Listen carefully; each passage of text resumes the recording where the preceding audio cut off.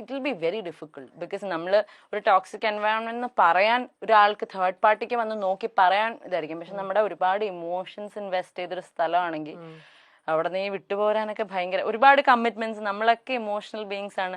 നമ്മുടെ പല കാര്യങ്ങളിലും വൾണറബിൾ ആയിട്ടായിരിക്കും പല സാഹചര്യങ്ങളിലും നമ്മൾ നിന്നുകൊണ്ടിരിക്കുന്നത്. പല സൊസൈറ്റീനെ ചിന്തിച്ചിട്ട് എന്റെ ഒരു ആത്മാർത്ഥത, എന്റെ ഒരു എന്നാലും എന്റെ ഒരു ബെസ്റ്റ് അല്ലേ ഞാൻ കൊടുത്ത്, ഇങ്ങനത്തെയൊക്കെ പല കാര്യങ്ങൾ വിചാരിച്ചിട്ടായിരിക്കും വർക്കിലാണെങ്കിലും കേട്ടോ. ഇപ്പൊ ഒരു ജോലിക്ക് പോവാണെങ്കിൽ അവിടെ ഞാൻ എന്റെ ഏറ്റവും ആഗ്രഹിച്ച ജോലിയാണെങ്കിലും അത് എന്നെ ഭയങ്കരമായിട്ട് തളർത്തുകയാണെങ്കിൽ we have to be strong enough to get out of it. Toxic environment നമുക്കൊന്നും ചെയ്യാൻ പറ്റില്ല, നമുക്ക് അവിടെ നിന്ന് വിടാനേ പറ്റുള്ളൂ. സോഷ്യൽ മീഡിയയെ ബോധിപ്പിച്ച് മാത്രമേ ജീവിക്കാവൂ എന്ന അലിഖിത പോളിസി സമൂഹത്തിൽ നിലനിൽക്കുന്ന പോലെ തോന്നുന്നുണ്ട്. അത് നന്നായിട്ട് തോന്നുന്നുണ്ട്. ഞാൻ എപ്പോഴും എൻ്റെ ചേച്ചിയായിട്ട് ഞങ്ങൾ ഉണ്ടാവുന്ന ഒരു കോൺവെർസേഷനാണ്. അതായത് ചേച്ചിയുടെ ഓൺലൈൻ ഇതിനകത്തൂടെ വന്നിട്ട് എപ്പോഴും എന്ത് വന്നാലും ഹാപ്പി ആയിട്ടുള്ള പോസ്റ്റേ ഇടുള്ളൂ. പക്ഷെ I always teller, if you are എന്തെങ്കിലും ഒരു റോങ് റൂമറോ എന്തെങ്കിലും വരികയാണെങ്കിൽ അത് അഡ്രസ്സ് ചെയ്യണം. എന്നിട്ട് ഇപ്പൊ സത്യം പറയാണ് വളരെ ജെനുവിൻ ആയിട്ട്. ഇപ്പൊ ഞാൻ റീസെന്റ് വേറെ ഇടത്തിൽ ഞാനത് പറഞ്ഞായിരുന്നു. ശരിക്കും പറഞ്ഞാൽ നമ്മൾ നോക്കുമ്പോൾ ഇപ്പൊ നമ്മളിപ്പോ ഭയങ്കര നല്ല കാര്യങ്ങൾ ചെയ്യുന്ന ഒരാളാണ്, ഈ ഒരു ഇമേജ് മാത്രം പുറത്ത് കാണിച്ചാൽ ആൾക്കാർക്ക് നമ്മളെ ഇഷ്ടപ്പെടും. പക്ഷെ നമ്മൾ വളരെ ജെന്യുവൻ ആയിട്ട് നമ്മുടെ മെയിൻ നമ്മൾ പാളിയ ഡെസിഷൻസ് ആണെങ്കിലും നമ്മുടെ എന്തെങ്കിലും നിലപാടുകളാണെങ്കിലും വന്ന് പച്ചയ്ക്ക് പറയുന്ന ആൾക്കാർക്ക് ഭയങ്കര വിമർശനമായിരിക്കും.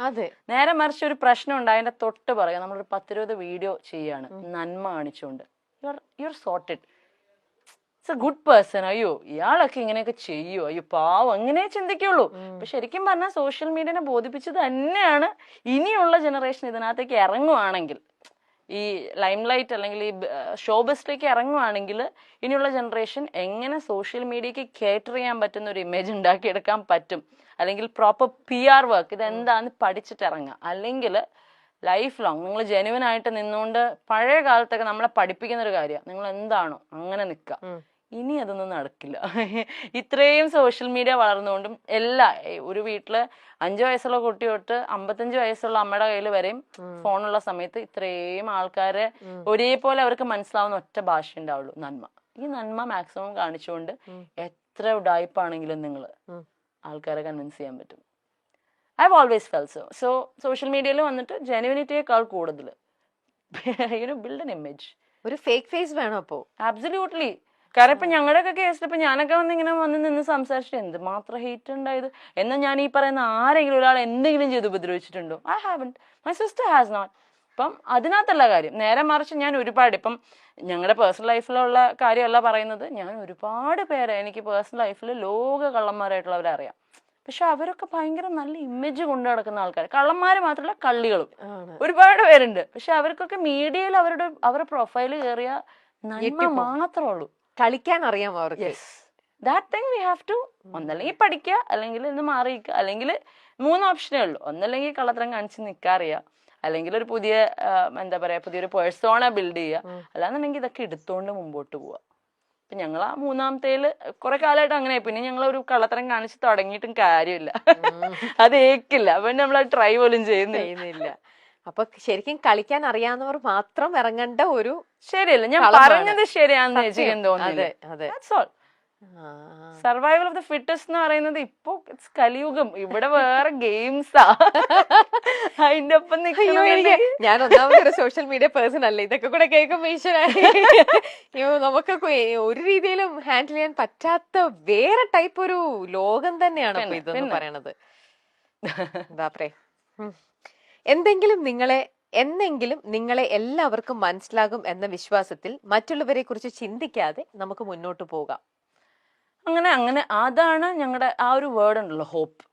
കാരണം നമ്മുടെ ഉള്ളില് എപ്പോഴും പറയും, സത്യം എന്തൊക്കെ വെച്ച് അടച്ചു വെച്ചാലും അത് പുറത്തു വരും.